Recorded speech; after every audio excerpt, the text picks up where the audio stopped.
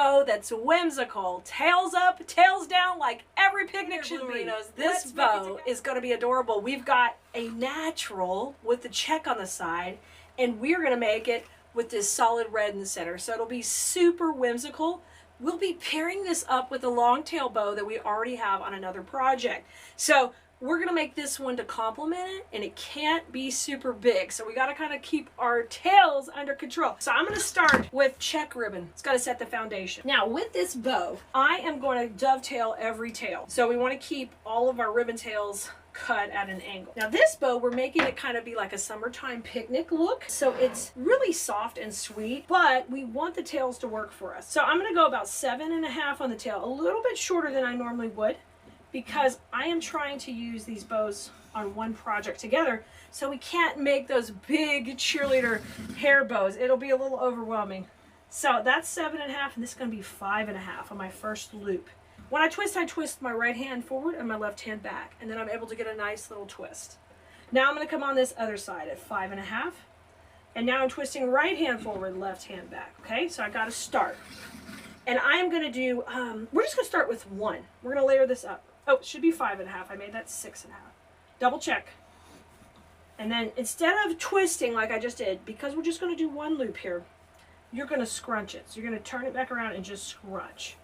And then our tail's a little shorter. It's only 7.5. So cut it first and then dovetail it. Okay? And if your tails get a little bit off, I hate when my tail gets a little off. But when that happens, you just simply can trim it a little shorter. Now bring in your neck ribbon. And this one, we're going to do the same thing. Cut that dovetail. And it's going to go on this other side. And we're going to go that same length. We're establishing our perimeter. So it can't be shorter. We got to go 7.5. 7.5, come to the center, twist. This time I'm twisting where the front of the ribbon stays up, and I'm ready to do 2 on either side here. So I'm going to go a little bit smaller. So these were 5.5, so just a little bit smaller at 5. Twist, and 5 on this side, and bring it in. Now twist, okay, and then we're going to do that twice on each side. So our recipe so far is a 1, 2. 1, 2. Now I'm twisting, and we're going to come to the other side. All right, now take these and fluff them up as we start to layer it all up. Now we want to make sure that these are the equal length, and they are at 7.5 inches long. Take and trim it and dovetail it.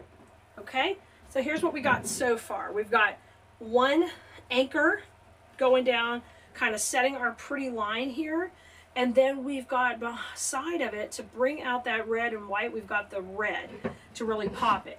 But we're not quite done. We're going to finish with what we call a bow tie, and it won't have a tail. So these will be your only tails going out because we don't want to overwhelm it.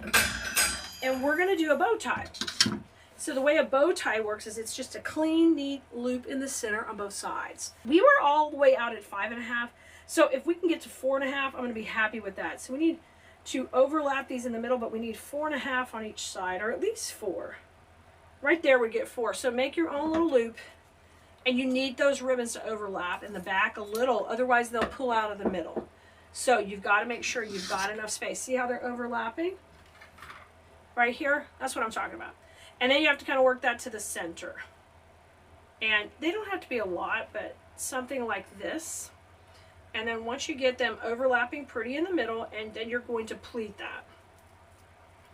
Just with your hands. And that's why we call it a bow tie, because it looks like a cute little bow tie. And now put the bow tie in the center. And this is going to polish this bow off like boom shaka laka. Okay? And we want this bow to complement another bow we've made. So I like for them to be similar but not identical. So that's why we made it a little bit different when we've laid this one out. Now, the next thing I'm going to do is grab my cable ties, and we're ready to take this off. This is a part people struggle with on the bow maker. They can get it really pretty here, but then they struggle with, oh my gosh, now I have to take it off. Panic. Don't panic. Go slow and steady. Cable tie runs beside the dowels, so because it's on the right side, if you put it tight right there, your bow is not going to be even. So I'm going to get some pressure, but then I'm going to work it back to the left when I'm fluffing, because it needs to come over like about a 1/2 inch to the center, okay? Maybe a little less than that. So pressure starts here, but I'm off to the right, okay? Now I grab it, I'm also holding it, and now I'm rotating it right to the middle. So now it's in the middle. Now I'm gently fluffing. Watch that bow tie. Because if you pull on that, I've done it before, you'll yank it out of the middle. Because it doesn't have that twist like everybody else does. See how pretty it looks? Now I'm good. I am happy. But before I get this tight, I need another cable tie in there. So this is where I run my other cable tie right down the center. All right? And cinch that tight. Beautiful. So now we got a gorgeous bow laid out. So this is going to complement the other bow I've previously made to go with it. Look how pretty. And this is what we call a funky bow because the tails are not uniform. They're not even. They are in length per se, but they're not, boom, snip the tip. And then you want to come in with, I'm going to bring the red to the center because it's just a pretty contrast to go and kind of make that center look really neat. So you notice today when we've done these two bows, we haven't over layered anything. Like, we've kept them pretty neat and simple. And for the project that we're getting ready to make with all of these, I need to make sure that they are simple and not overly. This is just they don't need to be like the big grand bows we make sometimes. They're just going to be nice and simple. So I folded that on its side. I've got my little strip. We're going to run it down the middle. This time it's a little bit thicker, not super skinny. But look how pretty that is in the middle. And just a little proper bow that is. I'm going to put 2 knots here in the back if I can. 1 and 2. And then this bow is going to be ready for our wreath making.